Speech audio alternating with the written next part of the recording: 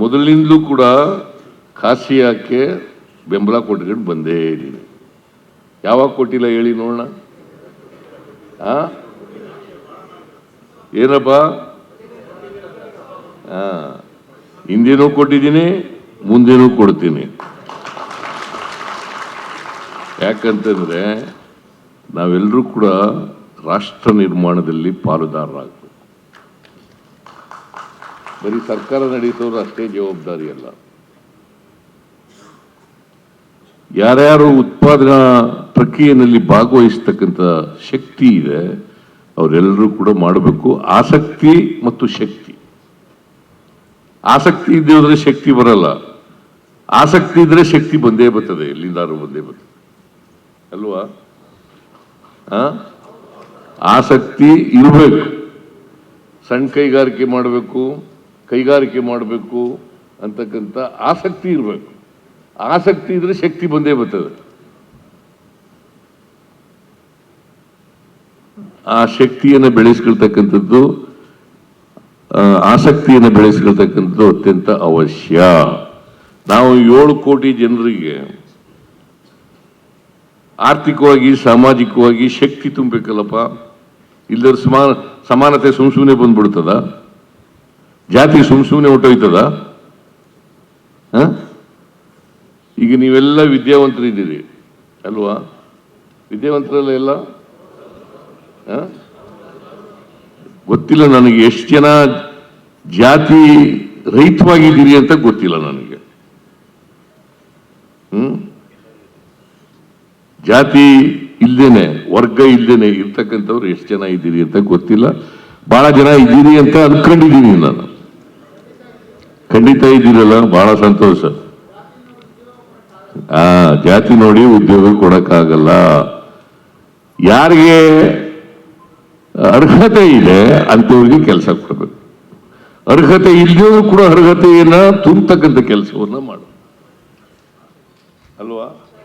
ಅದಕ್ಕೆ ಅಲ್ವಾ skill development training ಕೊಡೋದು? ಅದಕ್ಕೆ ಅಲ್ಲ. ನಾನು ಅದಕ್ಕೆ ಹಿಂದೆ ಮುಖ್ಯಮಂತ್ರಿ ಆಗಿರುವಾಗ 2013ರಿಂದ 2018ರವರೆಗೆ ಮುಖ್ಯಮಂತ್ರಿ ಆಗಿರುವಾಗ ಈ ಸ್ಕಿಲ್ ಡೆವಲಪ್ಮೆಂಟ್ ಅಂತೇನೆ ಒಂದು ಹೊಸ ಇಲಾಖೆಯನ್ನ ಪ್ರಾರಂಭ ಮಾಡಿದೆ. ಸಪರೇಟ್ ಡಿಪಾರ್ಟ್ಮೆಂಟ್ ಅನ್ನ ಪ್ರಾರಂಭ ಮಾಡಿದೆ. ಈಗ ದೊಡ್ಡದಾಗಿ ಬೆಳೆದಿದೆ. ನಾವು ಸ್ಕಿಲ್ ಡೆವಲಪ್ಮೆಂಟ್ ಟ್ರೈನಿಂಗ್ ಕೊಡ್ತೀವಿ. ಯಾಕಂತಂದ್ರೆ ಇವತ್ತು ಮಾರುಕಟ್ಟೆನಲ್ಲಿ ಯಾವ ಯಾವ ಉದ್ಯೋಗಕ್ಕೆ ಡಿಮ್ಯಾಂಡ್ ಇದೆ ಅಂತ ಉದ್ಯೋಗದಲ್ಲಿ ಟ್ರೈನಿಂಗ್ ಅನ್ನ ಕೊಡಬೇಕು ಅವರಿಗೆ. ಅಂತ ಉದ್ಯೋಗದಲ್ಲಿ ಸ್ಕಿಲ್ ಡೆವಲಪ್ಮೆಂಟ್ ಆಗಬೇಕು. ಸ್ಕಿಲ್ ಡೆವಲಪ್ಮೆಂಟ್ ಆಗದೆ ಹೋದ್ರೆ ಹೆಂಗಾಗ್ತದೆ? ಕೈಗಾರಿಕೋದ್ಯಮಿಗಳು ಎಂಥದನ್ನ ಬಯಸ್ತಾರೆ, ಎಂಥ ಸ್ಕಿಲ್ ಡೆವಲಪ್ಮೆಂಟ್ ಬೇಕಾಗ್ತದೆ ಅಂತ ಸ್ಕಿಲ್ ಡೆವಲಪ್ಮೆಂಟ್ ಅನ್ನ ಕೊಡಬೇಕು. ಅದಕ್ಕೋಸ್ಕರ ನಾನು ಶಿಕ್ಷಣದಲ್ಲೂ ಕೂಡ BE ಓದ್ತಕ್ಕಂಥವ್ರಿಗೆ ಅಥವಾ ITI ಮಾಡ್ತಕ್ಕಂಥವ್ರಿಗೆ ಅಥವಾ ಇನ್ಯಾವುದೇ ಟ್ರೈನಿಂಗ್ ಮಾಡ್ತಕ್ಕಂಥವ್ರಿಗೆ ಅವರೆಲ್ಲರಿಗೂ ಕೂಡ ಮಾರುಕಟ್ಟೆನಲ್ಲಿ ಏನು ಡಿಮ್ಯಾಂಡ್ ಇದೆ ಅಂತ ಟ್ರೈನಿಂಗ್ ಅನ್ನು ಕೊಡಬೇಕು, ಅಂತ ಸ್ಕಿಲ್ ಡೆವಲಪ್ಮೆಂಟ್ ಅನ್ನು ಮಾಡಬೇಕು ಅಂತೇಳಿ ನಾನು ಎಲ್ಲ ಸ್ಕಿಲ್ ಡೆವಲಪ್ಮೆಂಟ್ ಇಲಾಖೆಗೆ ಸ್ಪಷ್ಟವಾದಂಥ ಸೂಚನೆಗಳನ್ನು ಕೊಟ್ಟಿದ್ದೇನೆ. ಆ ದಿಕ್ಕಿನಲ್ಲಿ ಈಗ ಕೆಲಸ ನಡೀತಾ ಇದೆ.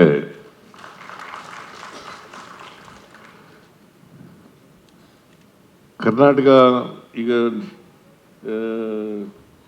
ನಮ್ಮ ರಾಜ್ಯ ಇದೆಯಲ್ಲ, ಆರ್ಥಿಕವಾಗಿ ಬೆಳವಣಿಗೆ ಆಗ್ತಾ ಇದೆ.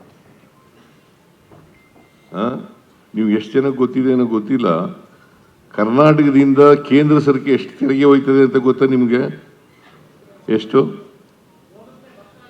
ಎಷ್ಟು ಹೋಗುತ್ತಪ್ಪ ಜೈನು? ಎಷ್ಟೇ ಹೋಗುತ್ತೆ ಜೈನು? 4.5 ಲಕ್ಷ ಕೋಟಿ ಕರ್ನಾಟಕದಿಂದ ಇನ್ಕಮ್ ಟ್ಯಾಕ್ಸು, GST, ಪೆಟ್ರೋಲ್ ಮೇಲೆ, ಡೀಸೆಲ್ ಮೇಲೆ, ಕಾರ್ಪೊರೇಟ್ ಟ್ಯಾಕ್ಸು ಎಲ್ಲ ಇಲ್ಲಿಂದ ಕಲೆಕ್ಟ್ ಆಗೋದು ಕರ್ನಾಟಕದಿಂದ 4.5 ಲಕ್ಷ ಕೋಟಿ. ನಮ್ಗೆ ವಾಪಸ್ ಎಷ್ಟು ಬರ್ತದೆ ಗೊತ್ತಾ? 65ರಿಂದ 70 ಸಾವಿರ ಕೋಟಿ. ನಾವು ಫೆಡರಲಿಸಮ್ ಒಪ್ಕೊಂಡಿದ್ದೀವಿ, ಯೂನಿಯನ್ ಆಫ್ ಸ್ಟೇಟ್ಸ್ ಒಪ್ಕೊಂಡಿದ್ದೀವಿ. ಹಾಗಂತೇಳಿ ಕರ್ನಾಟಕಕ್ಕೆ ಅನ್ಯಾಯ ಆಗಬಾರ್ದಲ್ವಾ? ಮತ್ತೆ ಅಭಿವೃದ್ಧಿ ಆಗಬೇಕು ಅಂತಂದ್ರೆ ಹೆಂಗೆ ಅಭಿವೃದ್ಧಿ ಆಗುತ್ತೆ? 4.5 ಲಕ್ಷ ಕೋಟಿ ನಾವು ತೆರಿಗೆ ಕೊಟ್ಬಿಟ್ಟು ನಾವು ಬರೀ 65,000 ಕೋಟಿ ಮಾತ್ರ ವಾಪಸ್ ಬಂದರೆ, ಕೇಂದ್ರದಿಂದ ನಮ್ಗೆ ವಾಪಸ್ ಬಂದರೆ ಅಭಿವೃದ್ಧಿ ಹೆಂಗಾಗುತ್ತೆ? ಪರ್ ಕ್ಯಾಪಿಟಲ್ ಇನ್ಕಮ್ ಹೆಂಗೆ ಜಾಸ್ತಿ ಆಗುತ್ತೆ ಅಲ್ವಾ? ನೀವೆಲ್ಲ ಯೋಚನೆ ಮಾಡಬೇಕು, ತೆರಿಗೆ ಕಟ್ಟೋರು ನೀವೆಲ್ಲ.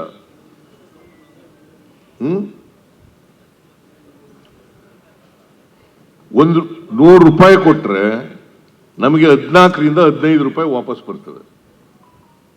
100 ರೂಪಾಯಿ ನಾವು ಕೊಟ್ಟರೆ ಕೇಂದ್ರ ಸರ್ಕಾರಕ್ಕೆ ನಮಗೆ ಬರತಕ್ಕಂಥದ್ದು 14ರಿಂದ 15 ರೂಪಾಯಿ. 15% ಕರೆಕ್ಟು. 14ರಿಂದ 15 ರೂಪಾಯಿ ಬರ್ತದೆ ವಾಪಸ್. ಸಾಕಾ? ಸಾಕೇನ್ರಿ? ನೀವು federal structure cooperative federal structure ಅಂತ ಪಾಪ ನರೇಂದ್ರ ಮೋದಿ ಅವರು ಹೇಳ್ತಾರೆ. ಇದನ್ನ ಕೋಆಪರೇಷನ್ ಇದು. ಅದಕ್ಕೆ ನಾನೇನು ಹೇಳೋದು, ನೀವು ತೆರಿಗೆ ಕಟ್ತೀರಲ್ಲ, ನಿಮ್ಮ ತೆರಿಗೆ ಕರ್ನಾಟಕಕ್ಕೂ ಕೂಡ ಹೆಚ್ಚು ಬರಬೇಕಲ್ವಾ? ನೀವು ಕಟ್ತಕ್ಕಂಥ ತೆರಿಗೆ, ಯಾರ್ಯಾರು ತೆರಿಗೆದಾರರಿದ್ದಾರೆ ಅವ್ರು ಕಟ್ತಕ್ಕಂಥ ತೆರಿಗೆನಲ್ಲಿ ನಮ್ಮ ಪಾಲು ಇರಬೇಕಲ್ವೇನಪ್ಪ? Karnataka is an independent state. ಅಭಿವೃದ್ಧಿ ಆಗ್ಬೇಕಲ್ಲ. ನೀವು ಒಂದ್ ಕಡೆ ಉದ್ಯೋಗ ಕೊಡತಕ್ಕಂಥದ್ದು, ಇನ್ನೊಂದು ಕಡೆ ರಾಷ್ಟ್ರ ನಿರ್ಮಾಣ ಮಾಡ್ತಕ್ಕಂಥವ್ರು, ಅದ್ರ ಜೊತೆಗೆ ತೆರಿಗೆ ಕೊಡ್ತಕ್ಕಂಥದ್ದು. ತೆರಿಗೆ ಯಾಕೆ ಕೊಡೋದು ನೀವು? ರಾಜ್ಯ ನಡೀಲಿ ಅಂತ ಅಲ್ವಾ? ರಾಜ್ಯ ಅಭಿವೃದ್ಧಿ ಆಗಲಿ, ಅಭಿವೃದ್ಧಿ ಕಾರ್ಯಗಳಾಗಲಿ ಅಂತ ಎಲ್ಲ ಹೇಳೋದು. ಅಭಿವೃದ್ಧಿ ಆಗ್ಬೇಕಲ್ಲಪ್ಪ. ಅದಕ್ಕೆ ನಾನು ನಿಮಗೆಲ್ಲ ಯಾಕೆ ಹೇಳ್ತಾ ಇದ್ದೀನಿ ಅಂದರೆ, ನಿಮಗೆಲ್ಲ ಇದು ಗೊತ್ತಿರಲಿ ಅಂತ. ಭಾಳ ಜನಕ್ಕೆ ಗೊತ್ತಿಲ್ಲ, ಅಲ್ವೇನ್ರಿ?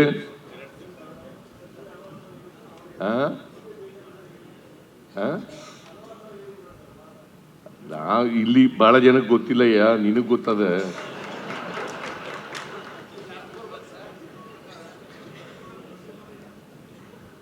ನಾನು ಹಳ್ಳಿಯವನು, ಹಳ್ಳಿ ಭಾಷೆನಲ್ಲಿ ಮಾತಾಡ್ತೀನಿ ನಾನು, ಗೊತ್ತಾಯ್ತಾ? ಆದರೂ 16 ಬಜೆಟ್ ಮಂಡಿಸಿದ್ದೀನಿ ನಾನು.